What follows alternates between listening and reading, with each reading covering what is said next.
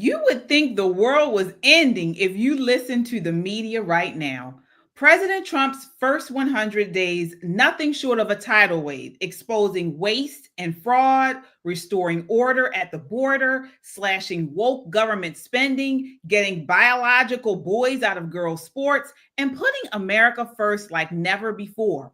Meanwhile, the left is in full meltdown mode.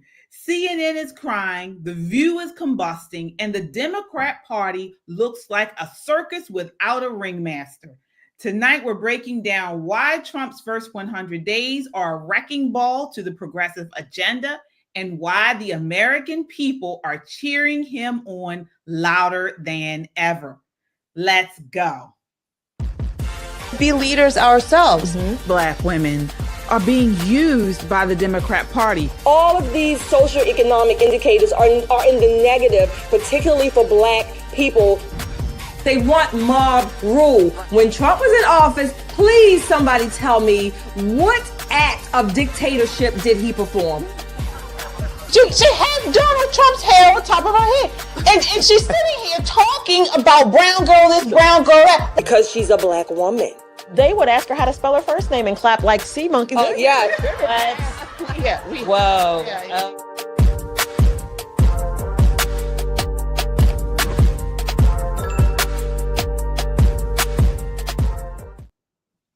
What's up, everybody? It is Monday and it's time for Pop and Politics. I'm KJ. Let me introduce you to my co-host.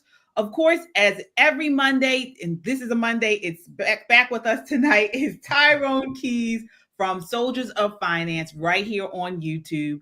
Of course, we have Nicole Bennett and Shelly E. All right. Before we dive in, do me a favor, tap that thumbs up and subscribe.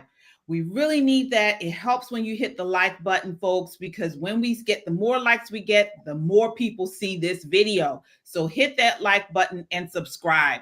You guys know we're here on YouTube and Rumble. You can listen to us on Apple Podcasts or Spotify under the name Pop and Politics. We love our chat. Look, Kung Fu CJ, our number one fan, biggest, he's our big brother here, big cousin, says, hello, Pop and Politics family, with a $5 super chat. Yes, starting it off for us tonight. Thank you so much. We shout out all of our super chats, so it's the best way to get your voice heard in the conversation and to show your love for conservative content. This is not just a podcast. This is a movement of God-fearing, truth-seeking, America-loving people that value freedom. Stand with us and subscribe so we can amplify this rallying call for freedom. All right, everybody, let's set it off. Let's go. So, lots to unpack tonight. First, I want to check in with you all. How are you guys doing tonight? Oh, I'm doing great. Hope you all are doing well. Excellent. Excellent. Yeah, so we got to get into this madness around President Trump's first 100 days. So we know, I think the actual first 100 days is tomorrow. I think it's officially tomorrow. And the left is going nuts about this, folks. They are going off about this. Let's get into this with this first clip. This is clip 6. Are you out here today to the Bernie Sanders rally? I don't like what's going on in our country right now. I'm just kind of disgusted by it. What's the biggest risk? Oh, gosh. What would you say, Dan? Well, I'll let you speak to that. I don't know. I don't really care for the language that's being spoken right now in the country. Can you give any examples of specific language?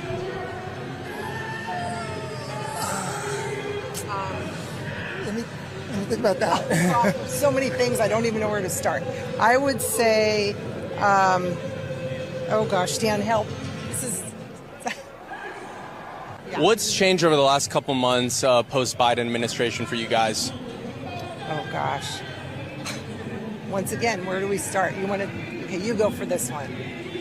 Just a whole list of things I can't think of right now.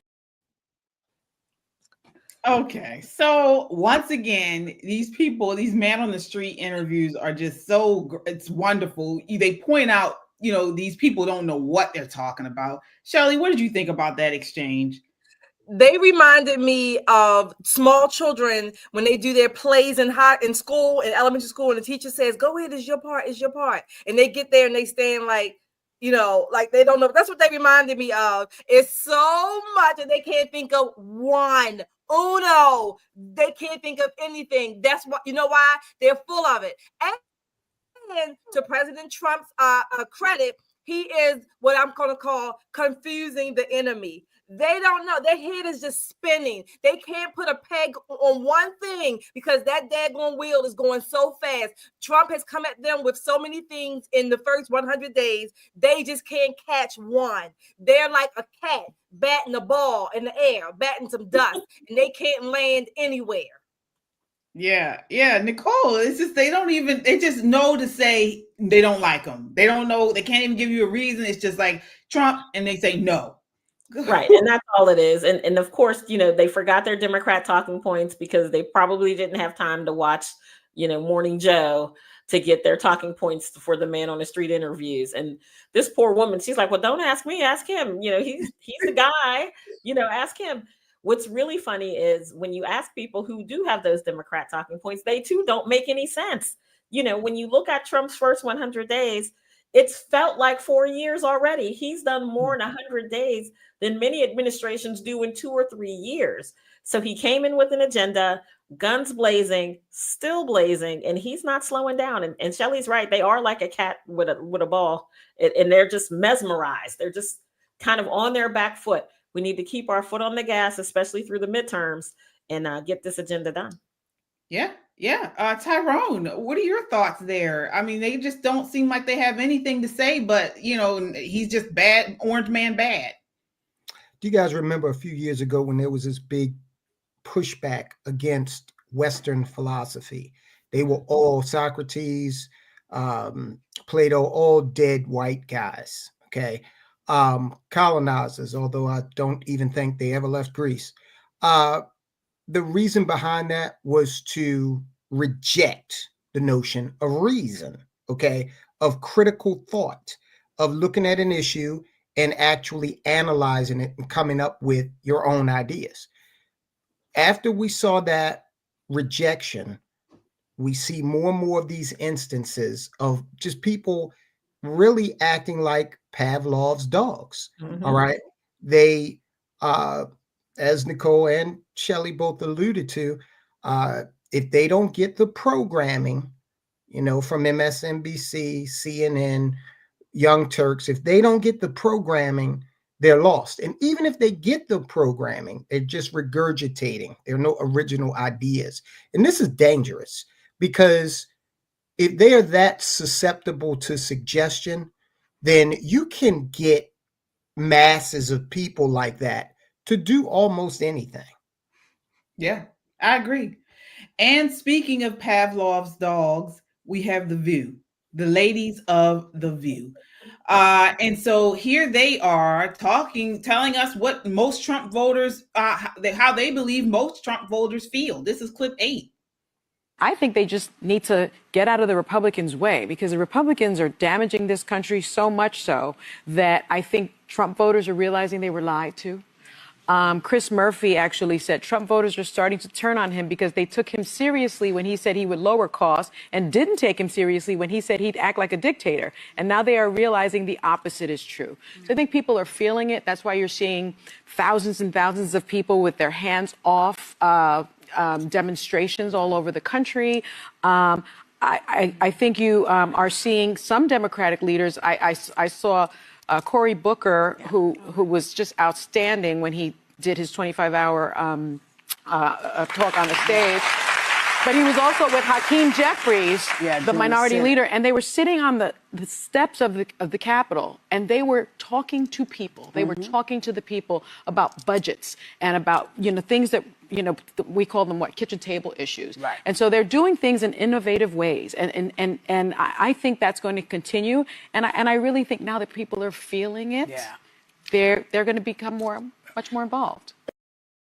Okay, thanks. Thanks, Sonny, for sharing when absolutely nobody asked you what you thought. This woman, she is always first. She was trying to tell us what Black Republicans felt. Now she's trying to tell us what Trump voters feel. Shelly, what is her deal?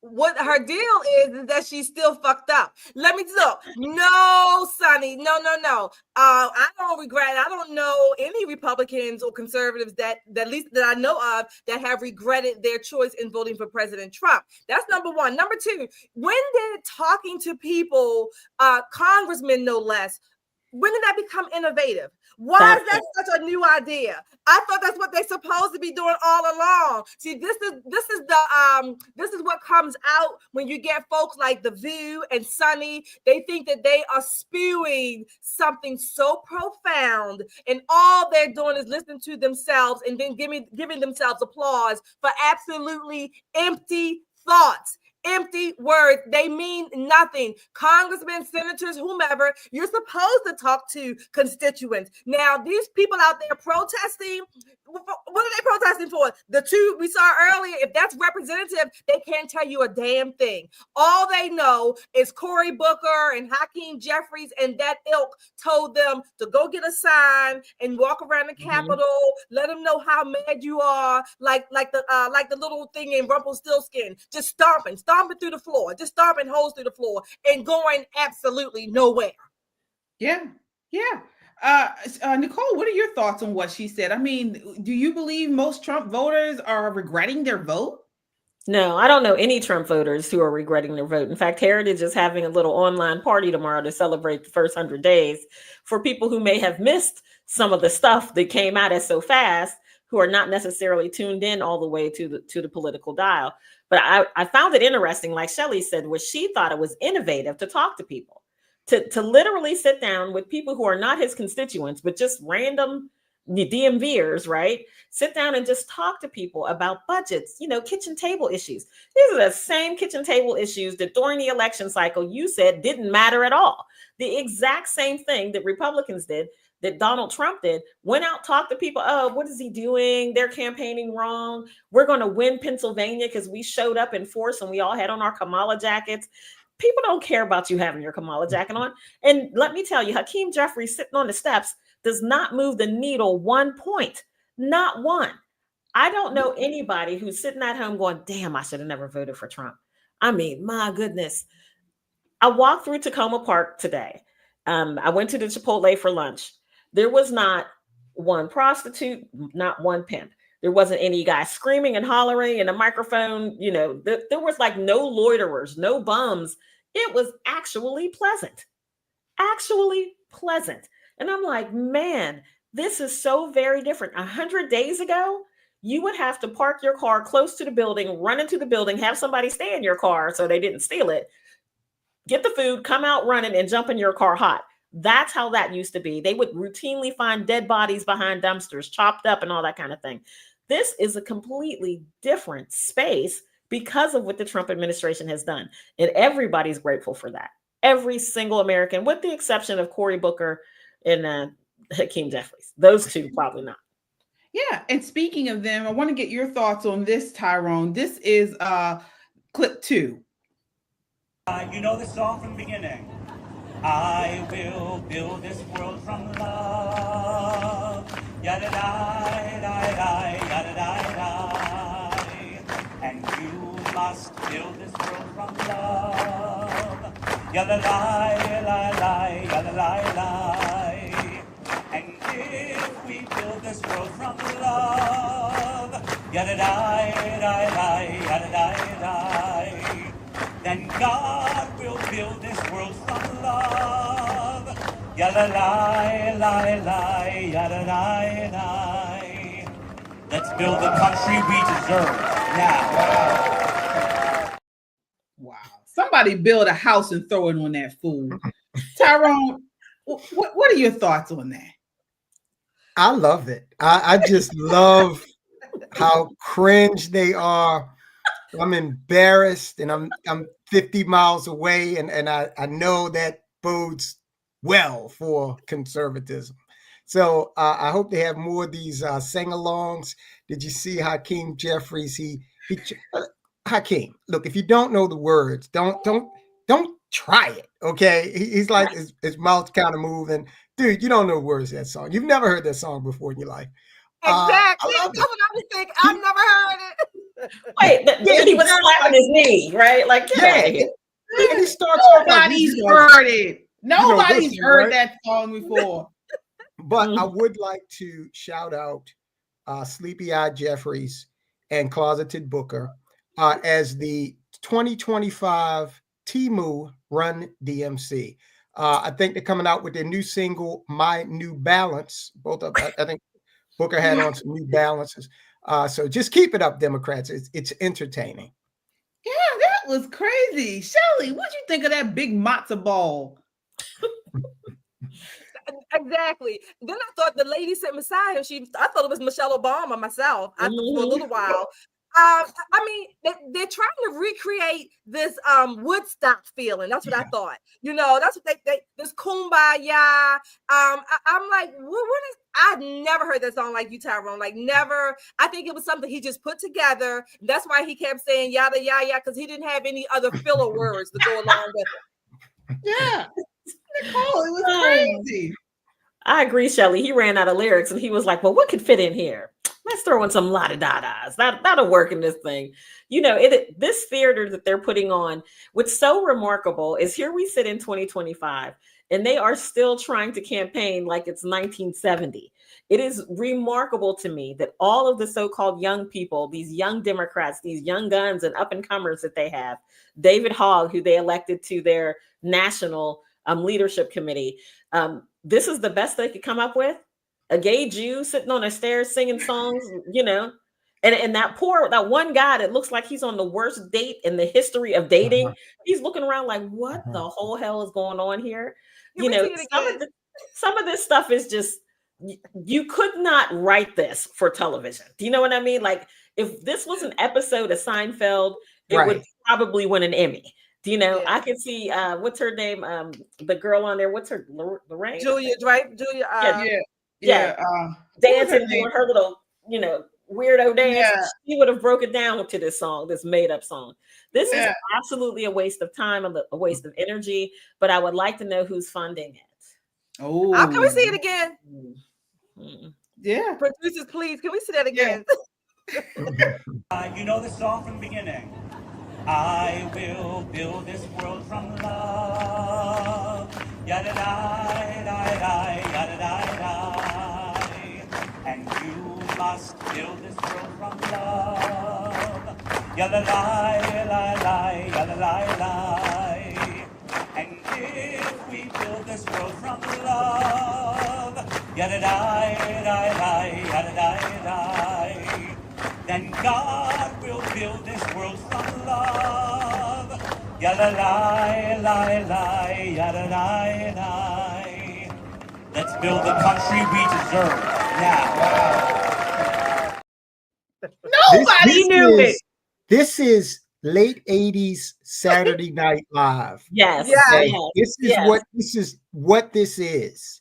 Yeah, but you talking about Seinfeld. We need George Costanza's dad to come out there and say, shut up. This is crazy.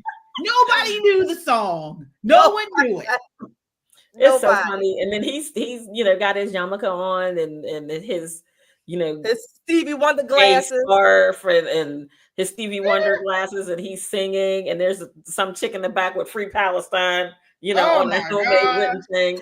It's just cringe all the way around. It is just really poorly done. Really and anybody who looked at that and said, damn, I'm voting Democrat. Something's wrong with you. Yeah, something is really, really, really wrong. You need to turn the TV off, go outside, let the sun shine on you for a few minutes. Because if that doesn't convince you to run very far away from these people, very little else will. Yeah. Yeah. But we got to talk about the numbers because, we always got the data. So, and I want to pick you guys' brains on this. So I have not met any Trump supporters or people that voted for Trump that have said they regret their vote. However, I would like to have seen President Trump's polling numbers a little better than they have come out. So right now, back in January, after a week in office, Trump's approval stood at 50.5% in the Real Clear Politics average of polls. Now it's at 45.3% in the same average. Now it's just a decline of 5 points. According to that poll, only 34% of Americans approve of tariffs on imported goods. Only 38% approve of his relations with foreign countries, and only 39% approve of his work on the economy. Then there's a new poll out today, Washington Post, ABC News, Ipsos poll. Among independents, only 33% approve of Trump, while 58% disapprove. So among independents who lean Republican, Trump's approval has dropped from 76% to 63% since February. So I got to go to my numbers guy. Tyrone, Soldiers of Finance, what do you think of those numbers? Polls told you Al Gore was going to win. They told you John Kerry was going to win. They told you Hillary Clinton was going to win. They told you Kamala Harris was going to win. These polls it depends on what questions they ask, if they oversample Democrats, which they usually do. So let's just say they're true. Great. Okay. Trump ain't going nowhere. So let's get all of this unpopular stuff out of the way up front, well before 2026. And I don't know about you guys. I mean, my wife and I, we're not out there. We're not spendthrifts. But I'll be honest with you, we have not felt any tariff pressure. Okay. And I don't want to hear about eggs anymore. If you know how to shop, I just got 18 eggs for $3.50. Okay. If you know how to leverage points and coupons, you do just fine. Buy American. Okay. I don't know. And maybe people can weigh in the chat. I have not felt tariff pressure. Okay. So I find the Democrat claims highly dubious. Much ado about nothing. They just love to complain. And at a certain point, you tune it out. So to hell with these polls. Yeah. All right. I want to get your thought on this, Nicole. Before I do, I want to acknowledge our super chatters here, folks. Thank you so much. All right. We have Allie with a $5 super chat, says it wouldn't be PNP if KJ didn't have me spitting out my water laughing. I'm sorry, Allie, but I'm glad to give you a laugh tonight. Yes, thank you guys so much. And please, if you guys are just coming in, hit that like button. It really helps to get our video out to a wider audience. And so we really appreciate it. Hit the like button, folks, and subscribe. If this is your first time watching with us tonight, you will see, as our chat shows, we are a family. We're a community here of like-minded people, values-driven people. So definitely subscribe for more content. All right. So, Nicole, what are your thoughts on these polls? What are your thoughts on, I mean, like many of us, we haven't really seen the effects of the tariffs, but they're saying that it's coming. The effects are coming. So what do you think? How do you think that's going to play out with President Trump's numbers as well? Well, I think, let's clear the air. He's a one-term president, right? So his poll numbers really much to do about nothing. But I would guarantee you that 5 points that they say at the very bottom of the poll, it's plus or minus 3%. So you're looking at maybe a 2-point slide. And that's likely people who don't like that the stock market is doing what stock markets do. It's not static. It's jumping up and down. But what you will see from the Trump administration coming forward, when the people who buy a lot of Chinese products instead of American products, you're going to see a push to tell people to buy American. And this isn't the first time this happened. This happened, I would say, in the early 80s, or they were saying buy American and Americans work, right? We have to get Americans to buy American things so we can have manufacturing here. I know that's different because Temu sells American stuff for pennies, quite literally pennies. They steal our technology. They build a cheaper product, then they sell it to us for pennies. But now I think they said starting on May 1st or whatever, you're going to see those prices on Temu go up. You're going to see those prices on all those Chinese websites go up. Amazon has pulled some products already because, they're pricing themselves out of the market with the tariffs. And I'm okay with that. I am absolutely okay with that. Personally, I've been boycotting China for 4 years. People told me I couldn't do it. I walk past a dollar store like it doesn't exist because 99% of the products in there are made in China.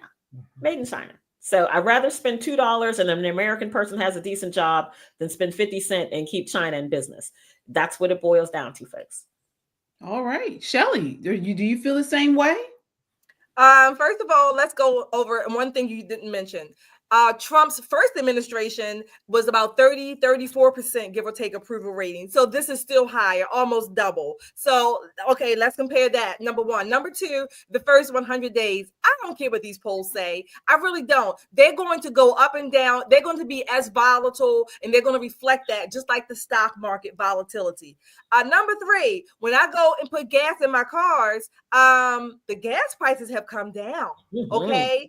And to Tyrone's point, eggs. I mean, you can buy eggs. You can buy them, I guess I'm going to say in bulk, if you will, from Costco, Sam's Club, things like that. Okay, fine. I mean, how many damn eggs are you really eating anyway? But nevertheless,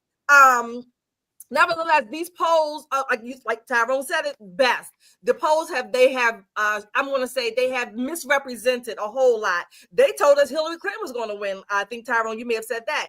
They damn sure said that Trump was going to jail and that he was not going to win. They said that in many different ways. And yet here we are.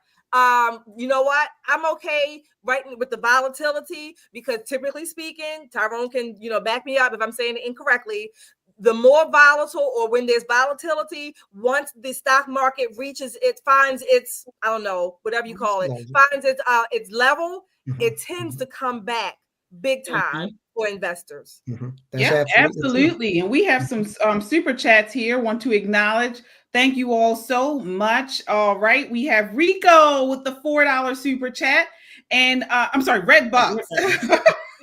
Red Box with the $4 super chat. Thank you so much. And Red Box said something else I thought I saw on there.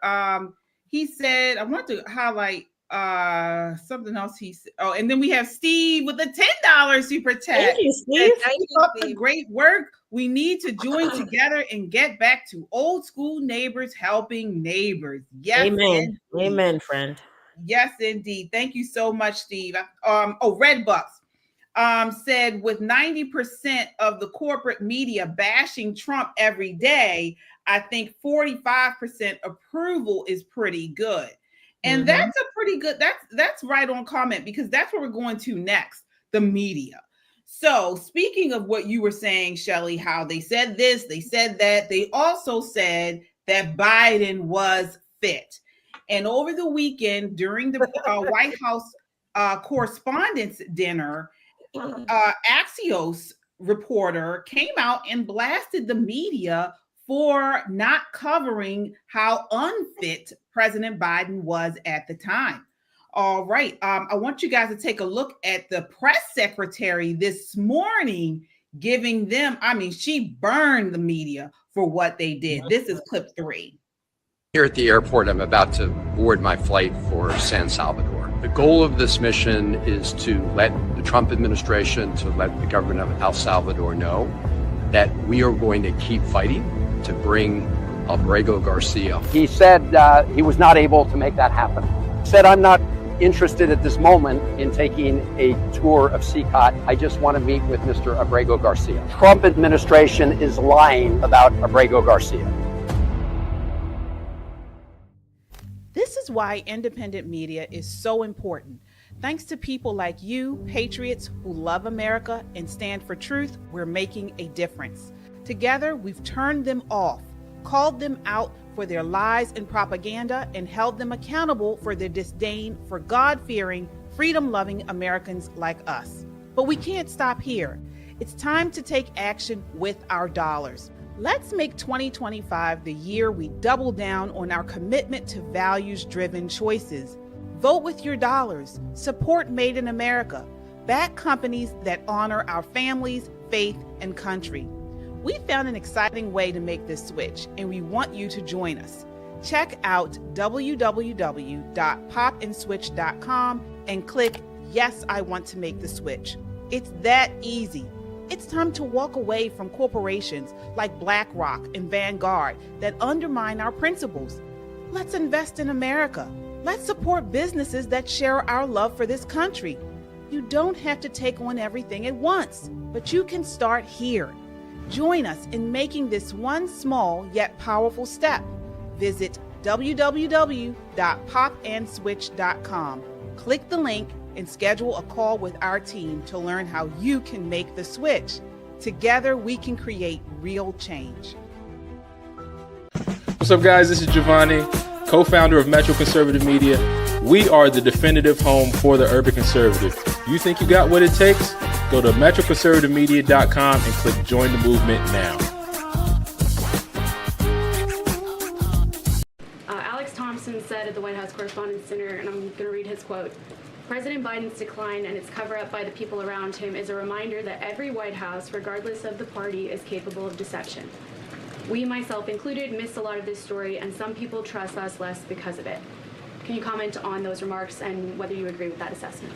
I do agree with that assessment from Alex Thompson, who I understand won an award for writing a story months and perhaps years after the American people already knew that story to be true.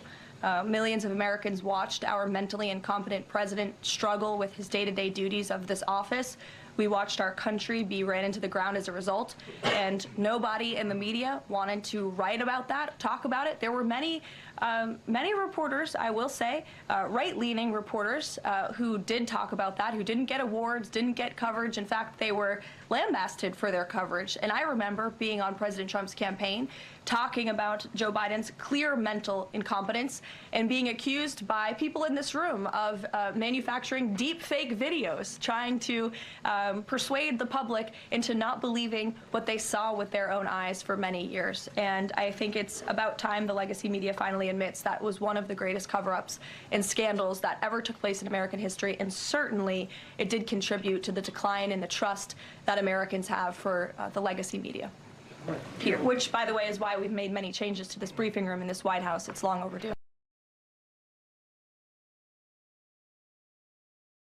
Bam!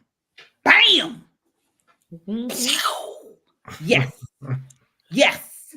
Thank you. Thank you, Karoline. Thank you. Shelley, what are your thoughts to response to that?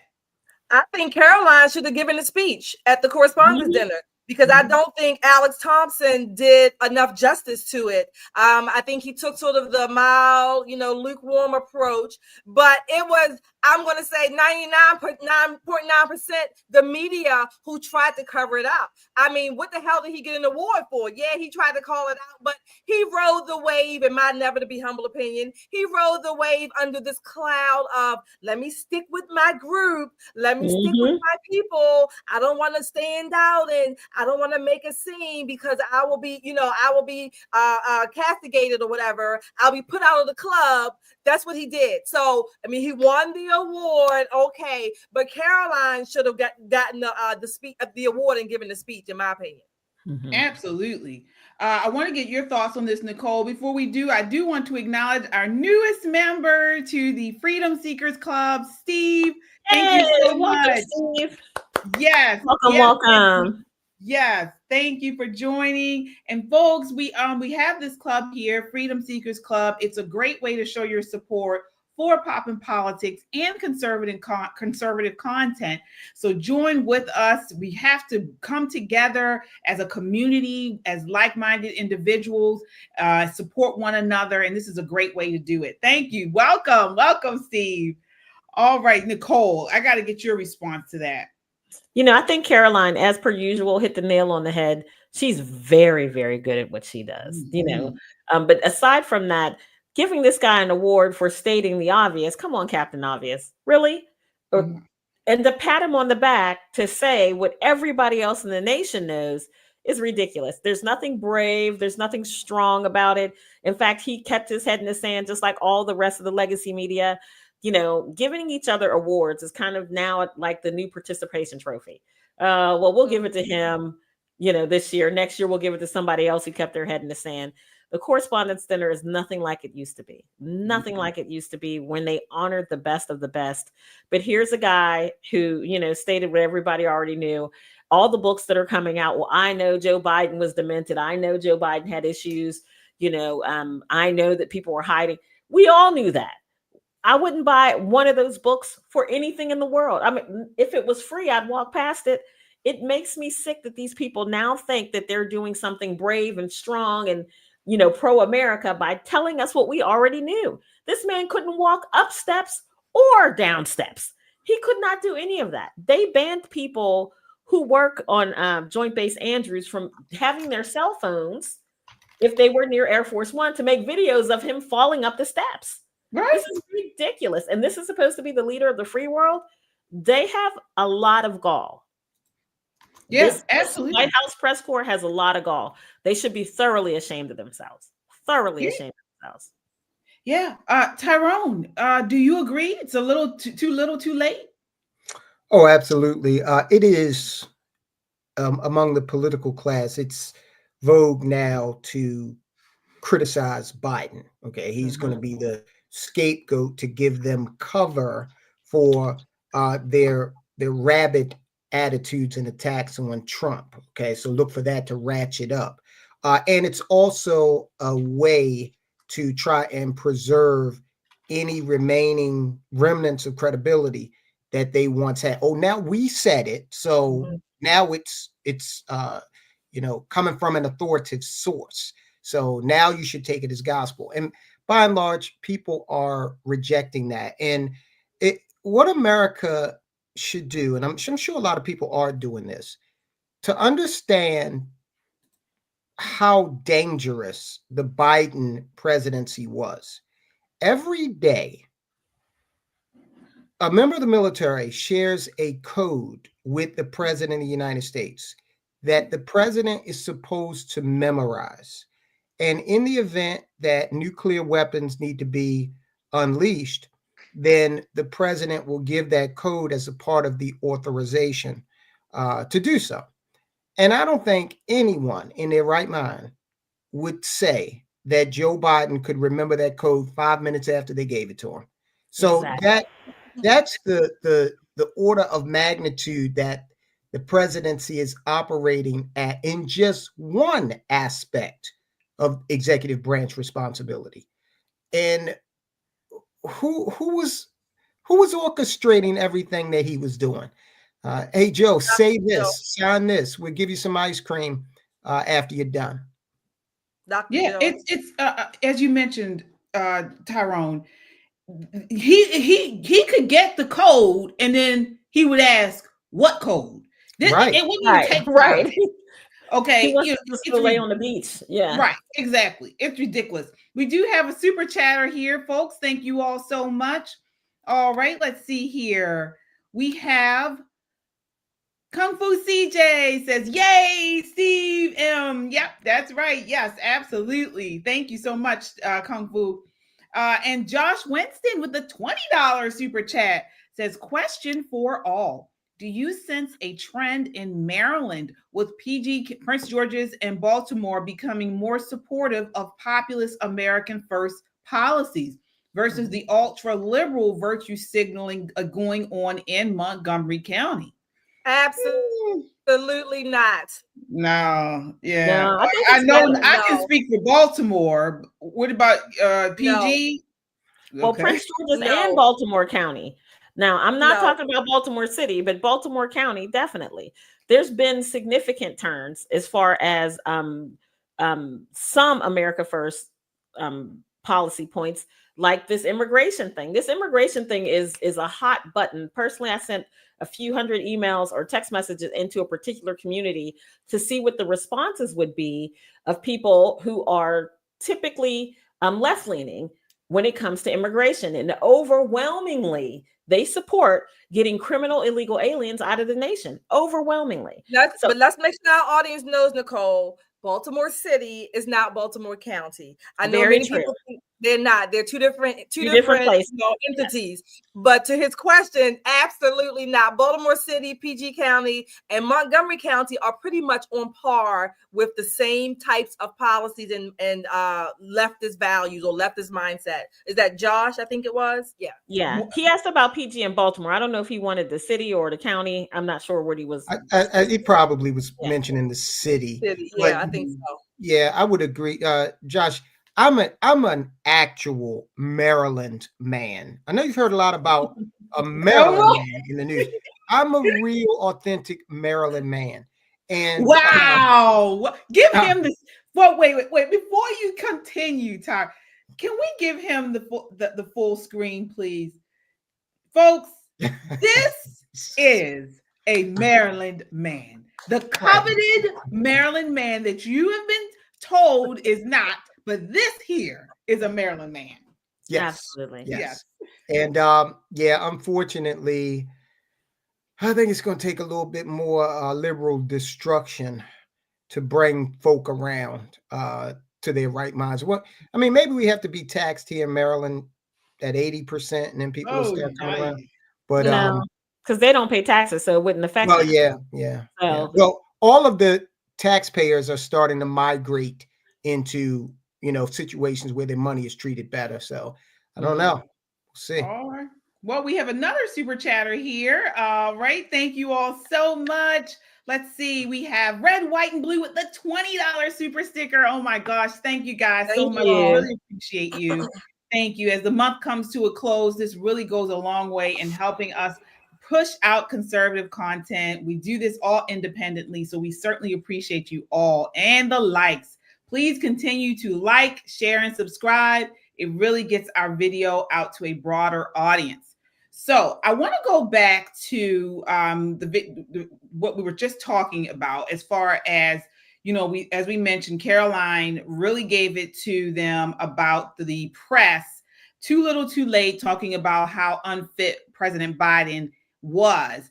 Now we have Chuck Todd out today going off about how the press should not be blamed at all, that it was actually Democrats' leadership that were covering up Biden's unfitness. Take a look. This is Chuck Todd here.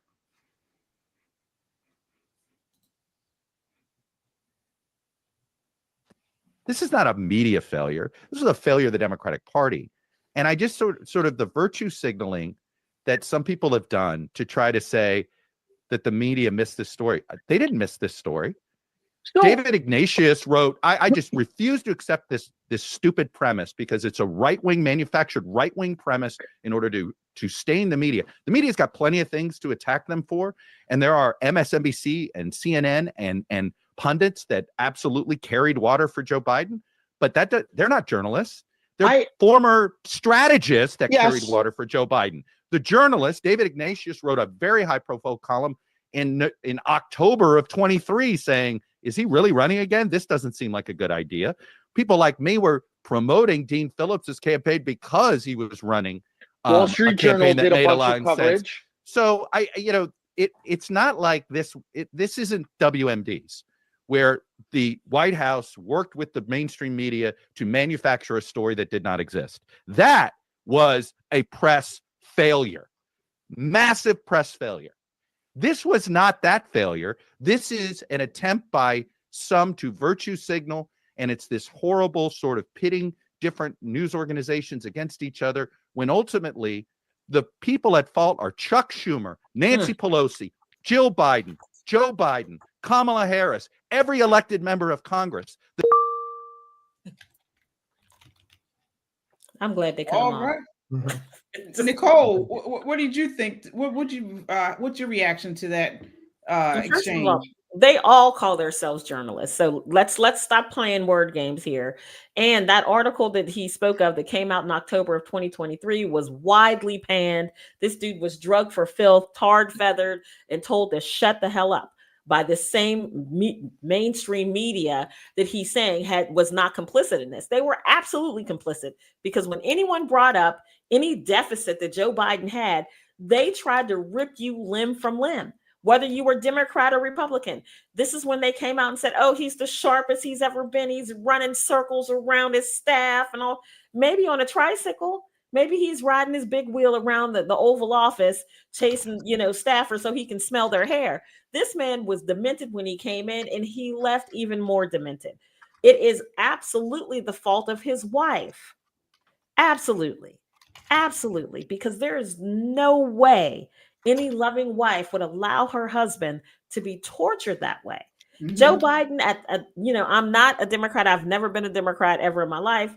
But he had a strong Democrat legacy as being a very liberal lawmaker up until that point. He could have just been happy being, the quiet, crazy vice president to Barack Obama and went off to Delaware and ate all the ice cream he wanted to eat. He did not need to serve as president. He did not. So this was a power grab. And now that, the truth, quote unquote, is coming out as far as they're concerned. But again, we already knew this. This is not news to us. This is not news to us. There are 1,000,001 YouTube channels just like that, this one, who have been saying for years that there's something wrong with this dude. This is not new. No, it's not new. And it's the Democrat leadership, although it's awful that they push this lie and this misinformation, disinformation, it's awful. But the media, the investigative journalists, the reporters are supposed to be there to call them on this type of stuff. And they didn't do it. They did not do it. Shelley, what's your response to this exchange?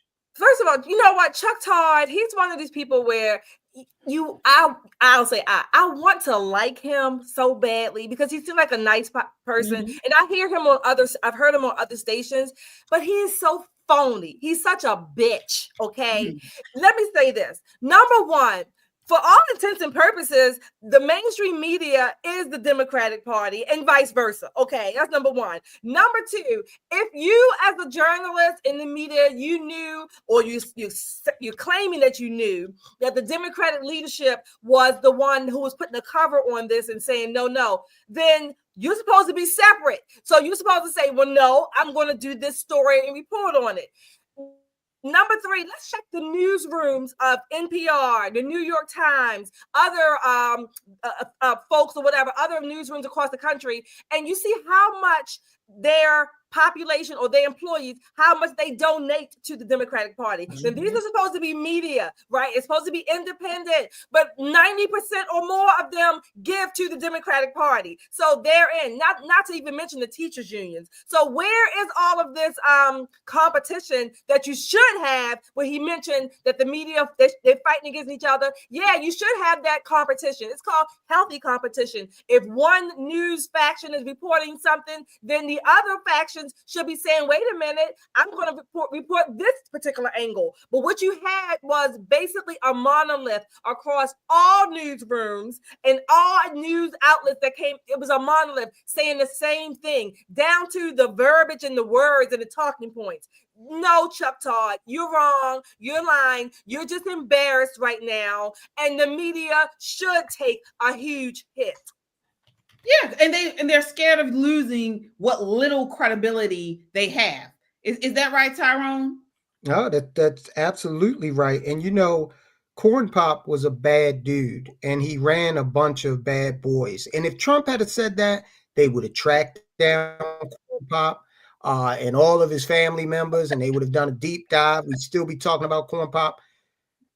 They totally failed in their job to investigate what was going on with Joe Biden. You got the leader of the free world, okay, going through all of these obvious cognitive difficulties. And you had Joe Scarborough basically come out and curse out his audience. Right. And then he was so stupid with it that he actually insulted Biden by saying, oh, this is the best. I've never known him to be any better. And I'm like, you guys, we see what's going on. So look, Nielsen ratings, they came out a few weeks ago and they said that YouTube was beating damn near all of the legacy, whether it be entertainment or so-called news. So that right there tells you that sure, you still have some baby boomers that are watching the evening news. Okay. Right. How much attention they're paying to it, who knows? But by and large, the migration has already started. People do not trust legacy media, and they're voting with their feet or, their fingers. It's over for them, and they know it. Yeah, it absolutely is. And here is Scott Jennings. So he is on a panel, of course, on CNN, and he is not letting them off the hook. Take a look at this clip. You are going to send a strongly worded letter in today's political climate is roughly the equivalent of putting a slice of cheese on a frozen hamburger patty on a grill, which Chuck Schumer is famous for doing. You've totally missed. I was wondering where you're going there. Right. You've completely and totally misunderstood the way political communications work, just the way you misunderstand the way grills work. That is not going to cut it for them. And by the way, Clyburn saying he had no idea Joe Biden was in decline and wasn't in a position to know whether he was in decline. His biggest supporter in Congress, Lord have mercy. The scandal deepens is what I took away from that.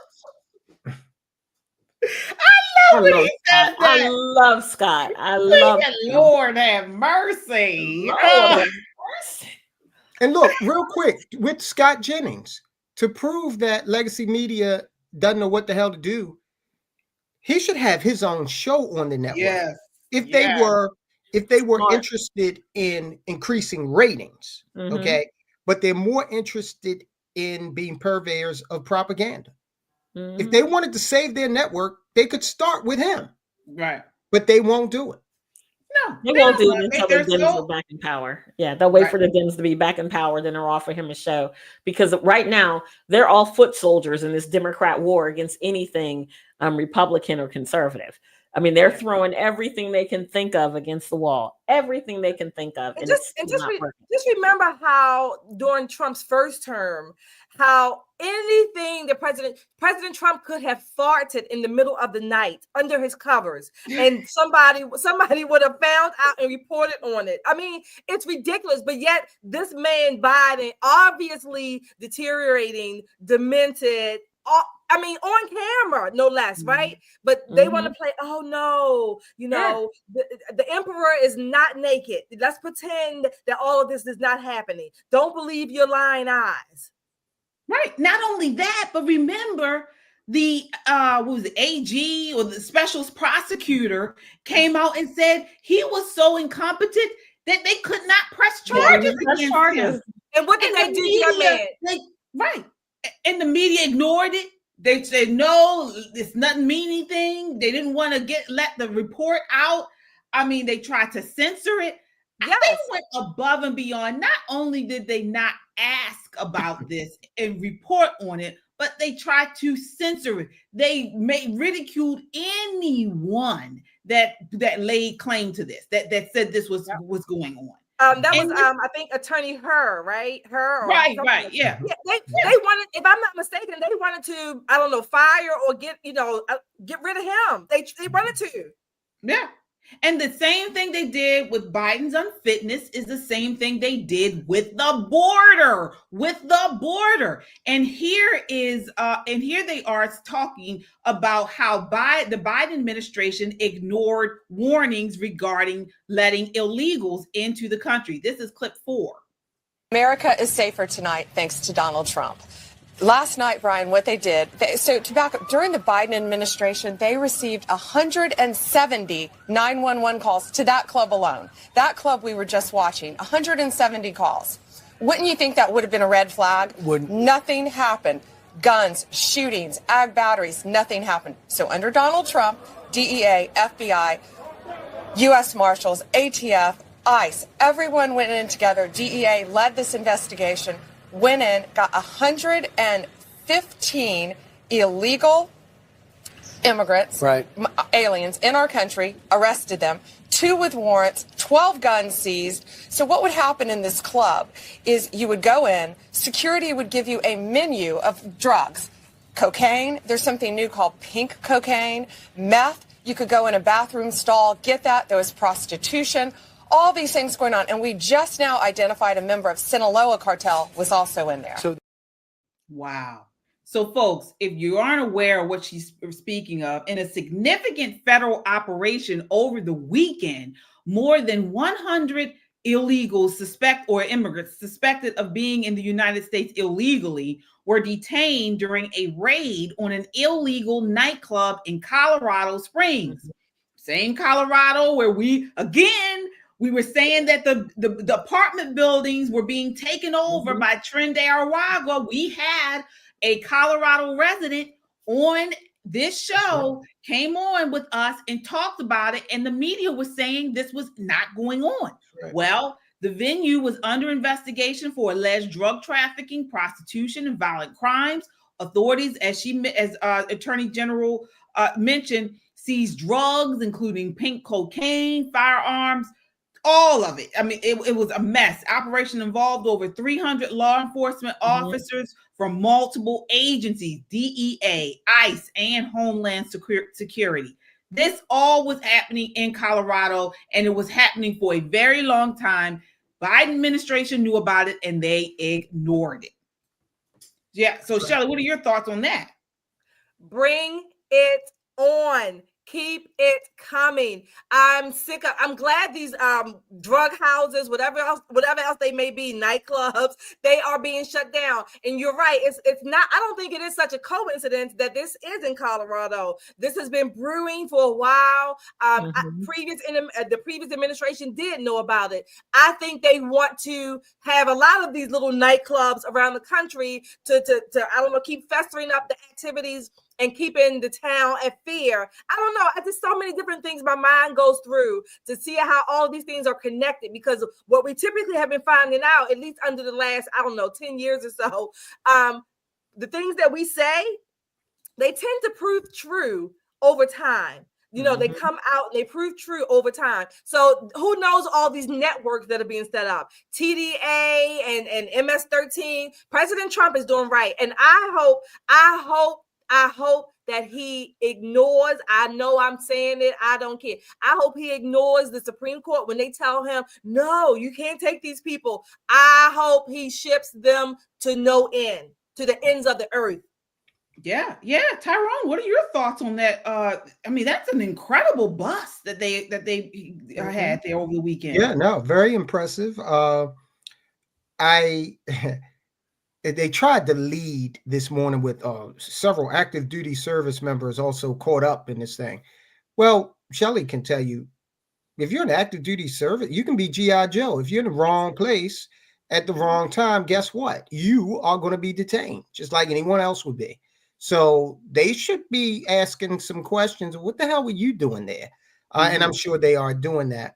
As far as the question about, and Shelley raised a great point. You know, yeah, Trump should go ahead and ignore these Democrats and say to the court, due process does not stop just because they're outside of the country. There's a such thing as being tried in absentia, all right, which means that you still go through the adjudication process, no matter where in the world you are, if they can't apprehend you. So there's already precedent established for that. This guy Garcia, fake Maryland man, real Maryland man says he's still getting due process. Just he doesn't have to be here to get it. So yeah, go ahead, keep doing what you're doing, Trump. Get him out of here. Keep posting the lawn signs in front of the White House. I'm all for it. I love what that. He said he was going to do, and he's doing it. Yes. Yeah. I love it. Before I get you in on this, Nicole, I want to talk about what Tom Homan said. Tom Homan really broke down what the Biden administration did to allow millions of illegals into the country. Take a look. This is clip 5. And as far as releasing so many people, you know why the Biden administration released millions of people in the United States? No one ever talks about it. I'll talk about it. Why did they release people into the interior of the United States and put them, rather than put them into an ice bed? Why not put them in an empty ice bed at $127 a night rather than in a hotel room at $500 a night? They did it on purpose, because when you put them in ice detention bed, they get a hearing in 35 days. Court records show 9 out of 10 people claim asylum, get order removal, they're gone. But if you release them and put them in a hotel room at $500 a night, their hearings could be 5, 7, 9 years if you pull out all appeals. And what are they hoping for then? That another Democrat administration is in power. They can award an amnesty to millions. This is about selling this country out for future political power. That's what it was. The law clearly says if you arrive at our border without proper documentation, you shall be detained. Not maybe, not think about it, shall. And that's what President Trump's doing. Catch and release is over. That's what the law says, and that's what we've done. Talk, Tom. All right. Nicole, what's your reaction to that? First of all, who doesn't love Tom Homan? Who doesn't love Tom? Tom is doing his damn job in a way we haven't seen in many, many years. And he does it unashamedly, unabashedly. He's like, look, who's going to check me, boo? This is what's going to happen. We're going to deport all of them. We're going to get them all out of here. It's just a matter of time. And we're going to stand on the law. And I love that he says that. When Democrats come with their emotions, he shuts them down with black letter law. It is what it is. We're going to stand on the current immigration law. You don't like it? Get your legislators in power and let them change the law. But until then, you got to go. And he's using their own ability to shut this nation down and do everything through Zoom and video calls against them because he's right. You could be anywhere in the world with an internet connection. Look, we'll get Elon to tap Starlink 3 degrees and pick you up wherever you are, and you can have your moment in court. Right. He's absolutely right about them not putting them in ice beds and putting them in fancy, what used to be fancy hotels at these high dollar rates. New York City racked up billions of dollars in debt, housing these people in fancy hotels at enormous prices. I mean, they're charging them like it's top of the season, you know? They did that for a reason, so that their moment in court has been significantly delayed. And what they're hoping for is mass amnesty, because if Kamala Harris, God forbid, had been elected, right, we'd all be hablo español. I have one question. I know the reports are that 12 or so active duty military were doing security. Tyrone, you and I were on active duty. Did you have time when you were on active duty to be security anywhere else off site? No. And even if you were off for the day, your work day was over, and maybe you might have had some little gig off base, you couldn't be up all night because you had to get up early in the morning. So I'm a little dubious about this active duty military crap that I'm hearing. They were arrested. I'm a little dubious about that. I don't know how they would have been able to be on active duty and be in security for this nightclub. I don't know. It's just my thoughts. I think that the military has still got to work out a lot of the woke crap. F-18 fell off of an aircraft carrier today. So it's all kinds of, underperformance that Hegseth, I trust Hegseth will be able to get it out of there eventually. But very strange with these active duty service members. Yeah. Well, we will continue to follow this story. I want to touch on just let me see here. I want to touch on our super chatters. Yes, our super chatters, folks. Thank you guys so much. Kung Fu CJ with the $5 super chat says a dozen active duty military were security for the club. Okay, so he's commenting about that. Josh with the $5 super chat says everyone smash that like button because Pop and Politics is where it's at. Most intelligent, insightful, and fun show going. Thank you, Josh. Thank you so much. Yes, we appreciate you. Thank you so much. And that's right. The like button, when you guys hit the like button, it really helps to push our video out so more people can see it. So please, thank you so much. And subscribe. If you haven't subscribed, subscribe. We also have merch, guys. So, if you want to, say what you feel and you want it to be on your shirt or on your mug, we have shirts, we have mugs, we have sweatshirts, and it's a great way to support us. Also, you go to our website at www.popandpoliticslive.com /shop, and you can get all of your merch, really cool shirts. That was one there. I think that one's going to be gone soon. That was the Bishop shirt. And then, we don't need your DEI. Really cool stuff there. And it's a great way to show, show people what you're thinking. So definitely check it out. That's poppinpoliticslive.com/shop. All right. Well, guys, we have a special guest with us tonight. We actually have a good amount of Canadian viewers here on Poppin' Politics. And so we wanted to pop in and see exactly what's going on with the Canadian election, maybe soon to be the 51st state here in the United States, but wanted to check in and see what's exactly going on and get the latest results. So here to share that with us is D.A. Bourne. He is D.A. Bourne. He is from the YouTube channel Bourne with Purpose. How are you doing tonight, D.A.? I'm great. Can you guys hear me? Yes. Yes, we can hear you. Yes. Sorry. It's a little echo. Okay. Yeah, I'm not in my usual setting, but yeah, I'm okay, echo. How's it now? Yeah, we can hear you. That's great. Yeah. Oh, okay, great. Yeah, so just checking in. So I know you're in Canada. You have been putting out some great content as to what is going on with the election.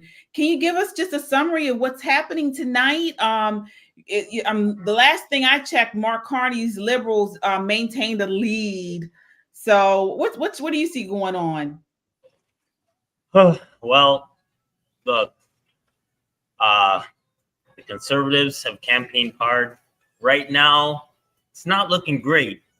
Right now, the Liberals have a 120 to 87 lead. And it is kind of surprising right now because we have a lot of people that want change. But as you've seen, KJ, with that video I put out last week, we have a lot of stubborn people in Canada that are afraid of the Conservatives. And the media has used Trump as a villain to try to scare Canadians into not going into what Pierre Poilievre has to say. And right now, according to the polls, it looks like it's working. And right now, the Conservatives need a huge comeback right now. And it's not looking good. Yeah. So that's unfortunate. And so I know immigration was a big issue in Canada as well. So I would have thought that President Trump's attack on illegal immigration here would have kind of pushed the Conservative a little forward, no? Well, I think what happened was because in the first 90 days of Trump's thing, he was very, everything he implemented, he started working. He started doing his thing. And the Conservative Party, they were, trying to emphasize the same things, saying that, we are going to cut down on immigration. We are going to do the things that we need to do to strengthen the borders, but the thing is that Pierre Poilievre got this label called the Maple MAGA. It doesn't make sense because Pierre and Trump are two different people. Very much so. Yes, they have same values, but they're two totally different people, two totally different backgrounds. But like I said, the left in Canada is stronger than the left in America, and they've just been feeding this information to people. And so I think even with Pierre Poilievre, he kind of softened his tone a little bit because he's like, he wants to get the undecided to lean more to the Conservative. And it didn't happen. Well, we got to get you back on for a longer segment, DA. Yeah, and to talk about it perhaps later on in the week, once we get the full final results of everything, get you back on and just really get into detail exactly what's going on. But thank you so much for joining us tonight. Absolutely. Let's go, B.A. Born with Born Purpose on YouTube, guys. You got to check him out. All right. So yeah, that is something. I know we have, a significant amount of Canadian conservatives that watch with us. Sorry. You guys got to move to America, man. Yeah. And this is why we do not want Canada as a 51st state. They would have as many electoral votes and congressional representation as California. And we do not need that. Right. Exactly. Yeah. Yeah. Exactly. Well, speaking of these leftists and these liberals, we got to talk about student loans. This is a clip that has gone viral of a woman saying she is not paying back her student loan. Take a look here. This is clip 1. Just for the record, we will all file bankruptcy and we will all go back to school. You're not getting a dime from us. What? I have 3 degrees. I'll go get another one. I'm a black woman. Black women are the most educated populace on this planet. We go to bed, wake up, and decide, okay, we're bored. Let's go get another degree. Are you kidding me? I will take 2 to 3 credits per semester, per year, until the next administration gets here and figures this all out. You're not getting a dime from me, Donald Trump. Because see, what you don't understand, while you are trying to crush the middle class and destroy the lower class, we're thinking 10 steps ahead of you. You've been wanting that degree, go get it now. If you've been wanting that 2nd or 3rd degree, go sign up now. Sign up part-time. Get those credits. Stay in school as long as you need to wait out this administration. May 5th, you're going to be in for a rude awakening. Trust me. All right. So she is actually referring to an announcement that the Department of Education will resume collections on defaulted federal student loans beginning May 5th. So this was a long overdue fiscal responsibility or return to fiscal responsibility that President Trump did talk about during his campaign. So Secretary Linda McMahon is taking a decisive step toward restoring this accountability in the nation's student loan system. So, Shelley, I know you have talked about this in the past. What are your thoughts on what she said and this idea of restoring, getting back to collecting these student loans? It makes me angry that this wench, this bitch, is talking about purposefully defaulting, taking more credits or whatever to no end. I've said it once, I've said it again. I probably will be saying it until the cows come home. I paid them off, 0, 2, my 2 school loans that I had within the last 3 to 5 years. I paid them both off. Paid one off 1 year, waited about 12, 18 months or so, and paid off the second one. Yes, I paid them off. What did that mean? That means I worked extra, okay? I saved a little bit here and there, extra, things like that, because I got tired, like Dave Ramsey says, of Sally Mae living in my house. I got tired of it. I wanted to put the witch out of my house. I'm sick of it. But for her, I have degrees. For her to come on here and say something like, or in social media or in public with 0 embarrassment. Okay? No. 0 embarrassment. And you know what? She's talking about Black women as some of the most okay.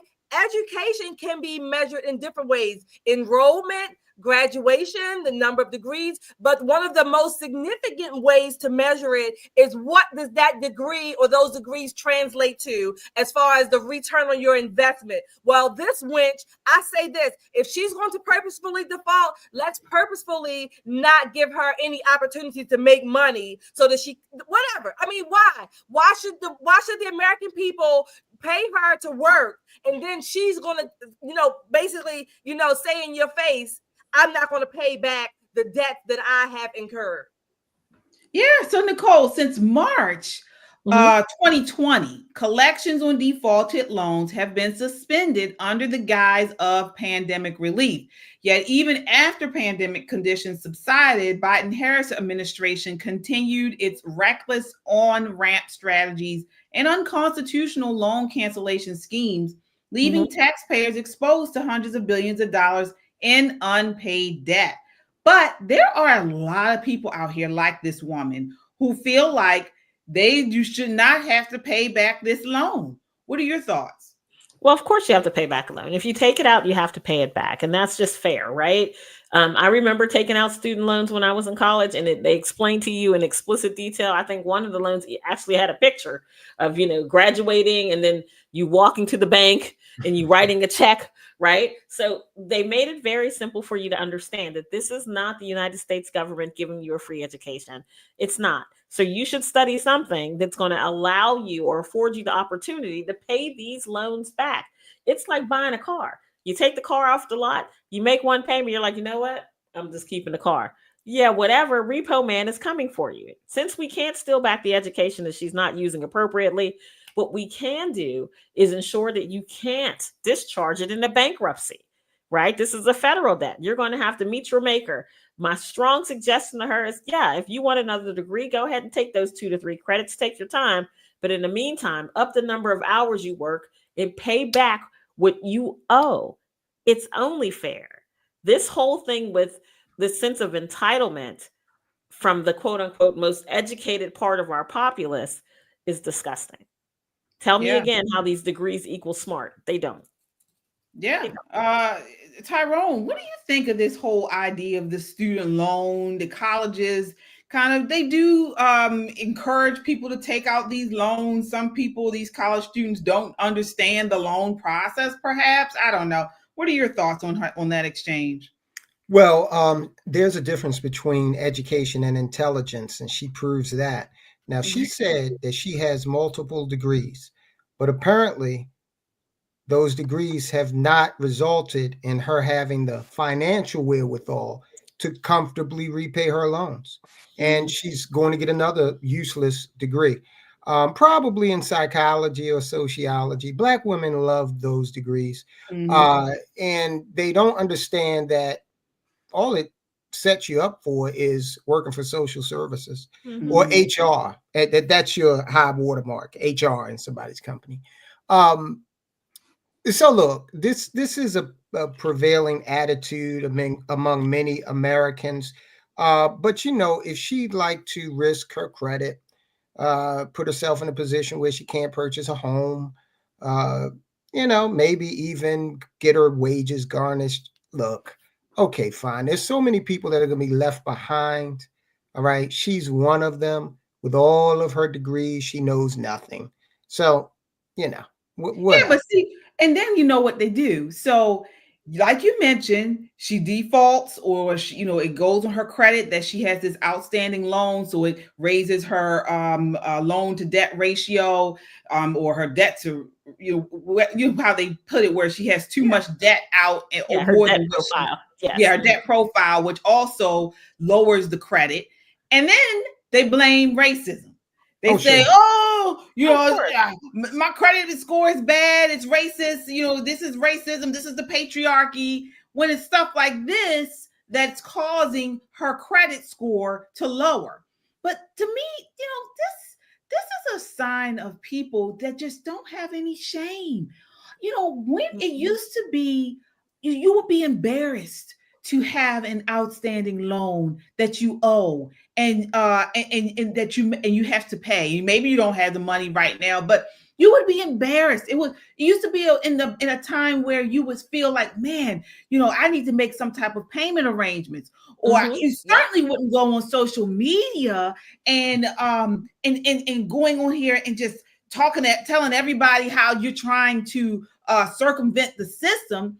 And Robert Woodson talks about this. He's actually talking about how welfare used to be embarrassing. Take a look at this clip.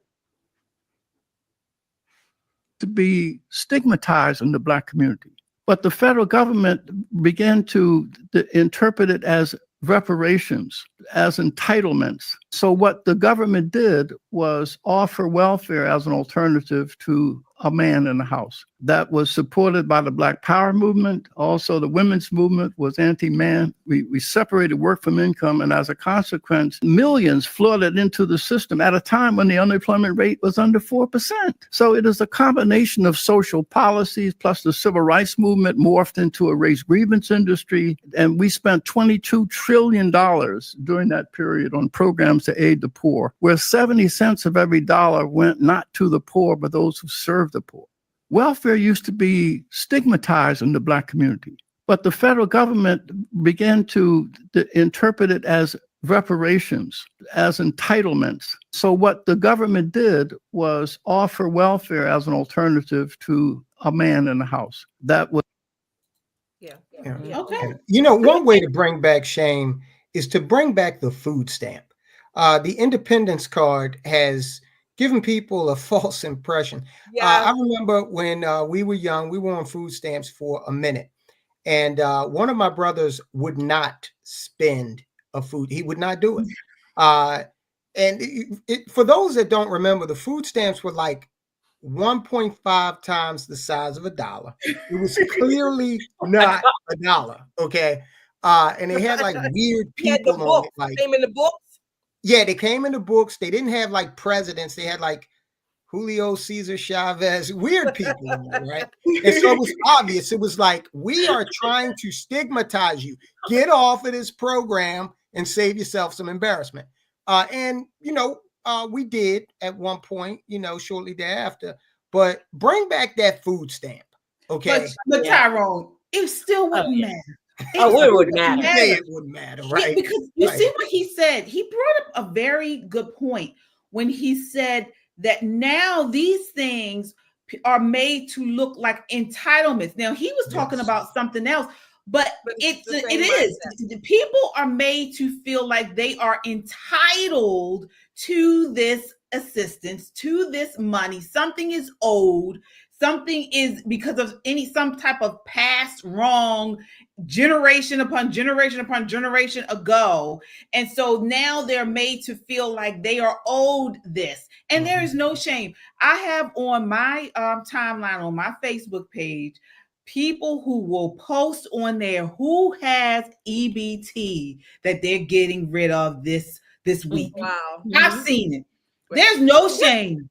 But this is your, I mean, to your point, KJ, that was the picture of the old food stamps. I just found that. That's But look, this is another part of this.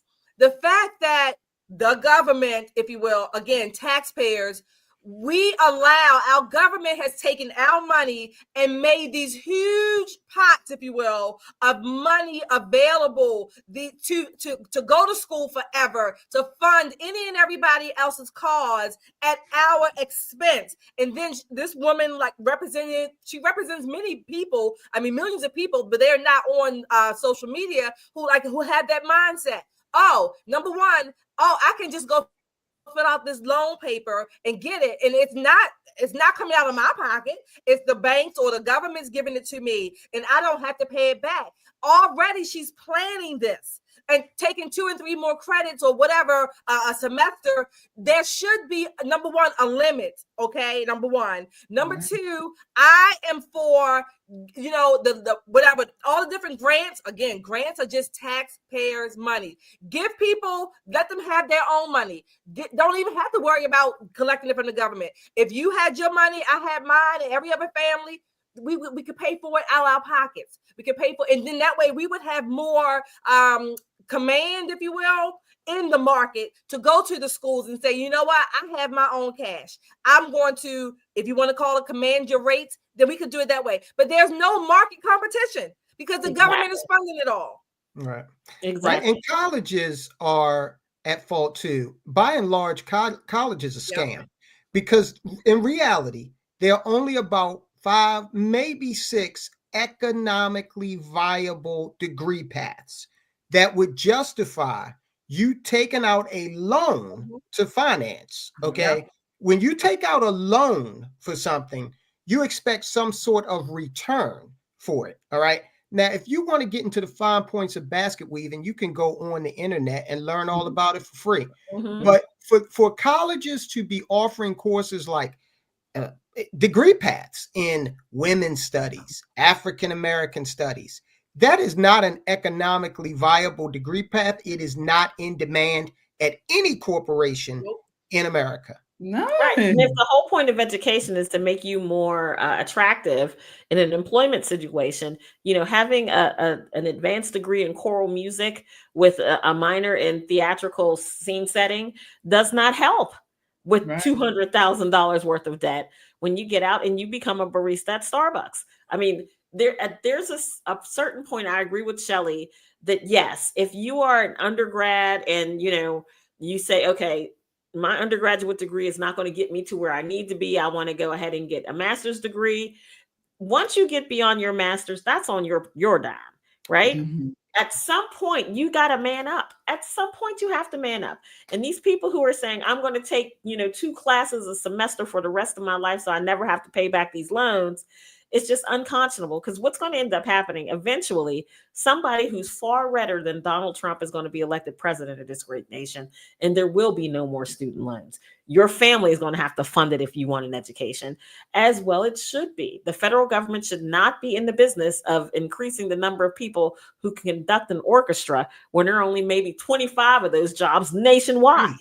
You know, we have got to do better. I'd rather see them funding plumbers. I'd rather see them funding welders, people who build things, make things.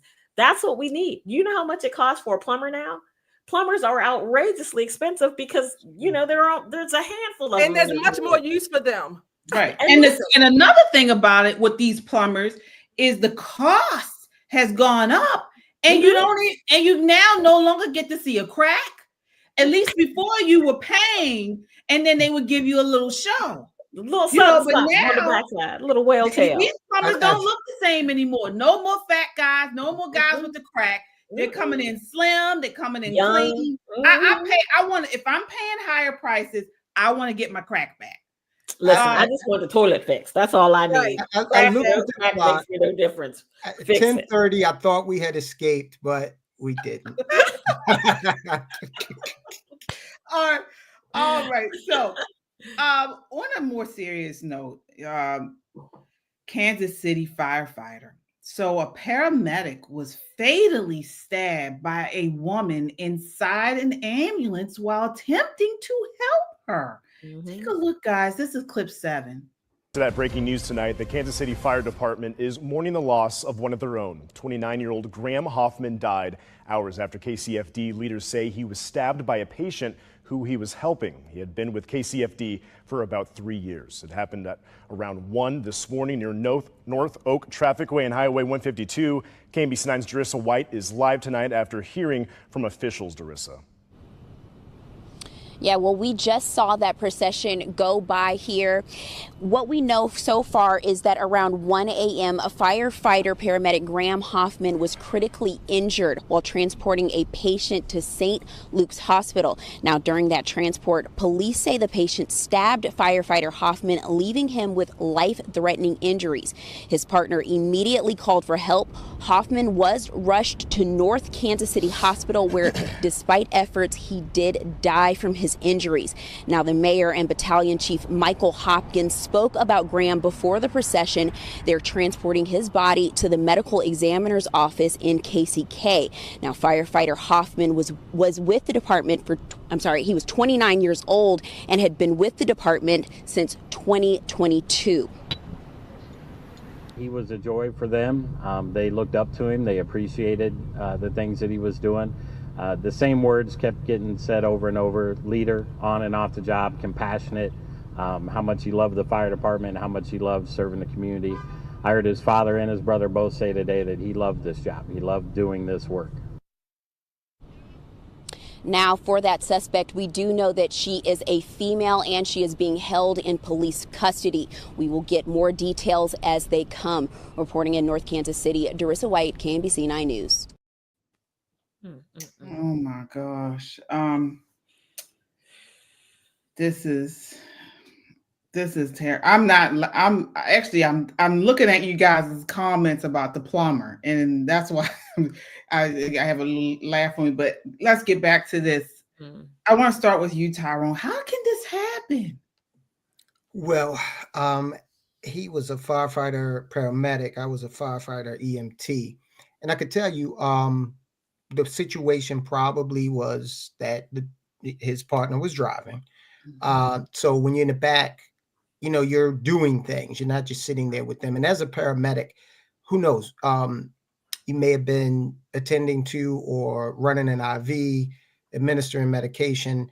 There are many compartments in the back of the medic unit. So could have been reaching for something. His mode of thinking back there is not a defensive one. It is the exact opposite, to help this person, right? And so he's not like on guard for any type of violent action. So if someone intends to do that, it can be pretty easy for them to have that happen. And, you know, paramedics, EMTs, they don't frisk you before they, you know, load you up in the medic unit. So absolutely tragic what happened. I feel very bad for him and his family. But I think that it's a cautionary tale. Now these providers are going to have to, you know, take some precautions. Yeah. Nicole, what are your thoughts on that tragic incident? It scares me to death. My daughter is studying to be a flight paramedic. So she rides EMT for our local volunteer house. And when there are scenes that are volatile, domestics, that kind of thing, they wait for the police. They may get there first, but the police have to clear the scene for them to be able to help. And she says, you know, Mom, sometimes I just want to run up and help. I said, no, ma'am, no. You're going to wait for the police to say all clear before you guys get involved. And like Tyrone is right, even then, you don't really know if this person has something sharp that can stick you or harm you, because it's unlike being put in the back of a police car where they search you to make sure you don't have anything that can harm them. They've got that cage around them that's going to protect them. When you're in the back of an ambulance with the patient, unless that person is strapped down pretty tight, it really is just you and them in a very small space. And your mindset is on 101 other things that you need to do to make sure that this patient arrives at the hospital alive enough for them to try to do something to save them. So you're not thinking, oh, she might have a gun, she might have a knife, they might have a piece of glass, they may have anything. And when you reach over top of them, you're leaving your entire torso open to any kind of attack. And it is the saddest thing, and it's scary, and it kind of makes you want your daughter to go into other things to do in life. Sarah Bennett, and I know you're watching, other things in life, but this is what her heart is telling her that she's designed to do. And so I'll support her in that. But I'm also going to absolutely insist that she keeps her head on a swivel. And it's a shame that, you know, we've gotten to this point where even the people who come to help you are being targeted. Yeah. And it is tough to do a job these days that deals with the public. I mean, we have so many unhinged people dealing with so much mental issues. Shelley, what are your thoughts on this? My thoughts are, I think, unlike banks and other public places like that, hospitals, medical facilities are some of probably the most, I'm going to say, openly can be dangerous, because the people are literally out there in your face. You can't have all of that plexiglass, maybe in an emergency room to a certain extent. But other than that, once you're there with the medical personnel, it's just basically you and those personnel. That's number one. Number two, when I was reading about this case or this particular incident, I think they said they saw this crazy on the road with her hand bleeding, right? I wish, unfortunately, I mean, you can't bring the guy back, but I certainly wish that the police, when they called the police, they already had her in custody. I don't know how long ago, because she had bitten an officer. She had already done some other crazy things. I wish someone had given that clear report to just be more on guard for her. People in medical, I don't know if she has she probably has a psychiatric problem, but they can be very dangerous. And for any medical person now, or what they call good Samaritans, whatever, you are under zero obligation to put yourself at risk trying to save someone else. You don't have that obligation. Maybe that's how you were taught. That was old school thinking, but you are not obligated to put yourself at risk. I mean, my heart goes out to this. I mean, to this guy and to his family. And she was out on bail, right? She was out. Wow. She already had some charges or whatever. Yeah. Yeah. See, the first protocol is the scene safe. Right. And I'm not going to second guess these guys, but that is the first protocol, is the scene safe. If not, then as a civilian provider, you definitely don't have to engage until it is safe. Right. Exactly. Yeah. If it, and again, that makes me go back to any type of public facing, any type of customer service. It's just very dangerous nowadays. It's very, you don't know what you're going to get. And believe me, I worked in public leadership in public places for a long time, but I don't know if I would do it again because the public has become so volatile. And even with the medical institution, if it were me, I would only deal with something like OBGYN, because you're either, down in the front or you're in the back, and that's a vulnerable position. And so that they can't really do anything. Right in the back. I'm I think you got the wrong idea what's going on here, KJ. When I say OBGYN, working with like OBGYN generally works with the vagina or the rectum. Oh, so OBGYN does it. That's a proctologist. Right, that does the butt is proctology. But OBGYN doesn't. Oh, right. Well, KJ's running a one-stop shop. I mean, let me tell you, he's $1 million oil and changing the tires. Let's go, KJ. But what happens? A lot of people at OBGYN is STI. They did get those STI reports. Oh, right, GI. Right, GI. Yeah. Oh, I don't know what I was talking about. I don't know. Right. Yeah. But at least both positions are vulnerable, so you're less likely to get hurt. That's what I'm saying. All right. So it gets really crazy with people, and I think the emotionalism is really high nowadays. And you see these videos of people, losing. They should have got a $20 ticket and they turn it into a felony because they fly off the handle. Right. I just think at some point the pendulum's got to swing back the other way. Yeah. This emotionalism is just wreaking havoc on our communities. It's really almost as if there was some sort of potion or elixir people took in maybe 2020 that changed the way they act. Maybe it was directly injected into their bodies. Possibly. That would probably be another thing the media censored, covered up, called us crazy. Woo! Wow. That does it for us tonight, folks. Wow, we've covered it from top to bottom tonight. We got to end on a sweeter note. I was looking at the comments about the plumber, and somebody said something about, they only like for somebody big and burly. Same here. For plumbers, if they gotta come in sweating, for me, they come in big, you're gonna get the job done. These cleaned up guys coming in now, these preppy looking guys, I tell them, go on back wherever you come from. Send me somebody I can see a little bit of that crack, and I know they're going to get it done right. Oh my God! Can I just say one last thing? Of course, Maryland man. If you make an appointment at KJ's gynecological and proctology office, make absolutely sure that you specify which you're there for. That's right. And make sure she goes in the right end, the right part. I can't believe I thought. I'm really thinking OBGYN handles the No. We draw the line. There's a line of demarcation. Yeah. And we'll talk about that often. That's going to be the behind the scenes, right? All right, folks, that does it for us tonight. We will be back on Wednesday live. And we have a guest. Wednesday, we have Shelly. I'm sorry. We have Wednesday, we have Vince Allison. Yes. And I bet you he knows the top from the bottom. He knows the right from the left, the front from the back. From the tutor.